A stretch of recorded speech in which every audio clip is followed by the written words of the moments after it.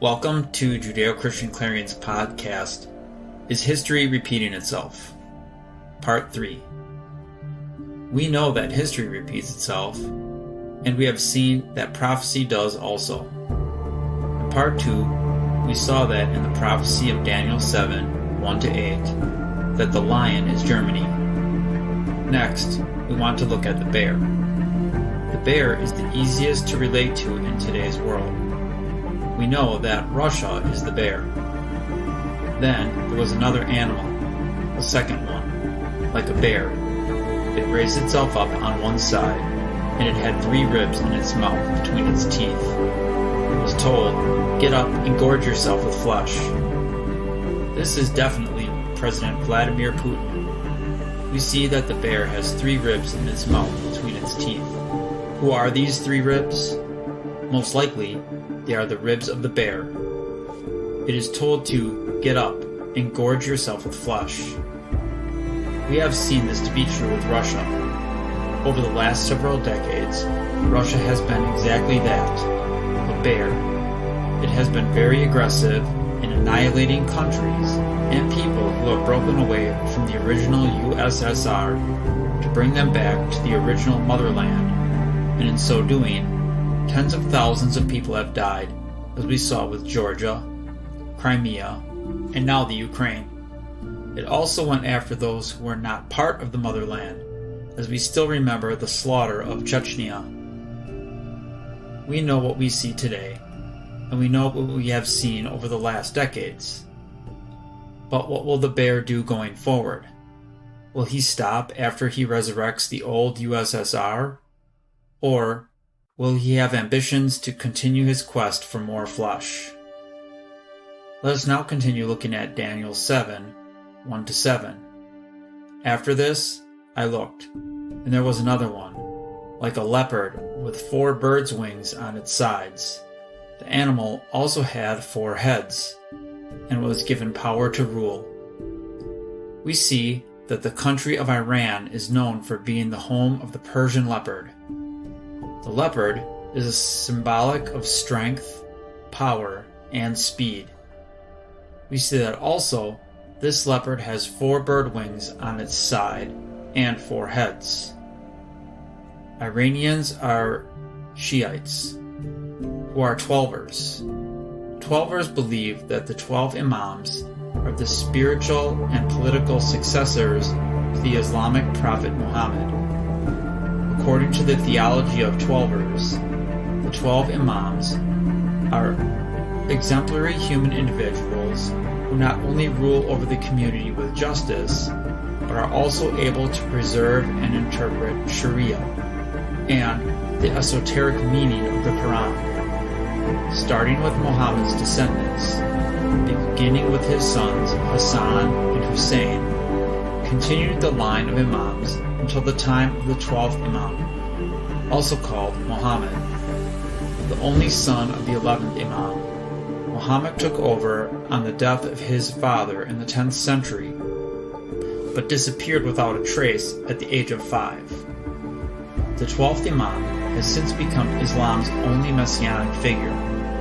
Shia Muslims believe he merely withdrew from public view in what is called the Great Occultation, that he will eventually emerge when God commands him to liberate the world from evil, referred to as the Hidden Imam, or the Mahdi, divinely guided one. Shia Muslims believe the 12th Imam remains spiritually present in the world, even if physically hidden. Some believe he appears during certain invocations and prayers. Iranian President Mahmoud Ahmadinejad often refers publicly to the 12th Imam. In September 2005, he concluded his first speech before the UN by calling on God to hasten the return of the Imam. At a theology conference later that year, he declared, "The most important task of our revolution is to prepare the way for the return of the 12th Imam." According to alislam.org, this is what will bring about the 12th Imam. See if you don't think it sounds like the end times. Traditions have been reported mentioning the signs for the time of the appearance of the Imam who will arise, peace be on him, and the events which will take place before his appearance, together with the indications and features of it. Among them are: the Sufyani will come out in revolt. The Hassanid will be killed. The Abbasids will dispute over worldly kingdom. There will be an eclipse of the sun in the middle of the month of Ramadan. There will be an eclipse of the moon at the end of that month, in contrast to ordinary happenings. The land will be swallowed up at Al-Baidah. It will be swallowed up in the east. It will be swallowed up in the west. The sun will stay still from the time of its decline to the middle of the time for the afternoon prayer. It will rise from the west. The pure soul will be killed in the outskirts of Kufa with 70 righteous men. A Hashemite will be slaughtered between the corner of the Kaaba and the station of Abraham. The wall of the mosque of Kufa will be destroyed. Black standards will advance from Khurasan. Al-Kamani will come out in revolt. Al-Maghribi will appear in Egypt and take possession of it from Syria. The Turk will occupy the region of Al-Jazeera. The Byzantines will occupy Ramla. The star will appear in the east, giving light just like the moon gives light. Then, the new moon will bend until its two tips almost meet. A color will appear in the sky and spread to its horizons. A fire will appear for a long time in the east, remaining in the air for 3 or 7 days.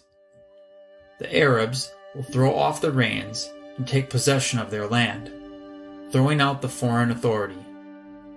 The people of Egypt will kill their ruler and destroy Syria. 3 standards will dispute over it. The standards of Qais and the Arabs will come among the people of Egypt. The standards of Kinda will go to Khorasan.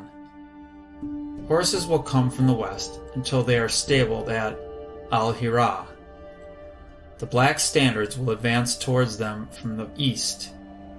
Euphrates will flood so that the water comes into the alleys of Kufa. 60 liars will come forward, all of them claiming prophethood, and 12 will come forward from the family of Abu Talib, all of them claiming the imamate. A man of important rank of the supporters of the Abbasids will be burnt between Jalula and Kanaki. The bridge next to the Karku in the city of Baghdad will be established. A black wind will raise it at the beginning of the day, and then an earthquake will occur, so that much of it will be swallowed up. Fear will cover the people of Iraq and Baghdad. Swift death will occur there, and there will be a loss of property, lives, and harvests.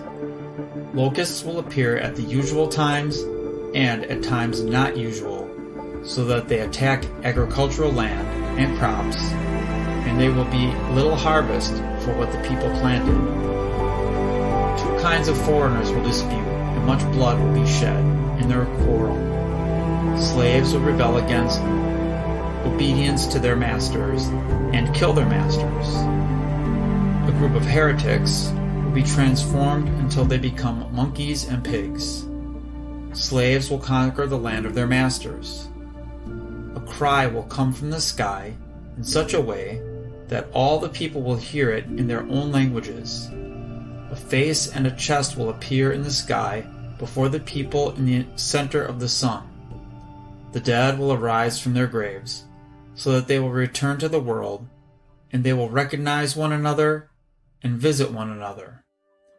That will come to an end with 24 continuous rainstorms, and the land will be revived by them after being dead, and it will recognize its blessings. After that, every disease will be taken away from those of the Shia of the Mahdi, peace be on him, who believe in the truth. At that time, they will know of his appearance in Mecca, and they will go to him to support him. These signs, as the reports have mentioned, among the total of these events are some which are bound to happen, and others which are conditional. God knows best what will take place. We have only mentioned them on the basis of what is recounted in basic sources of tradition, because of their inclusion in traditions which have been handed down. From God we seek help, in Him do we ask for success. So who are the 4 bird wings and the 4 heads who were given power? Most likely, Lebanon, Afghanistan, Pakistan, India, Turkey, Syria, Sudan, and Libya.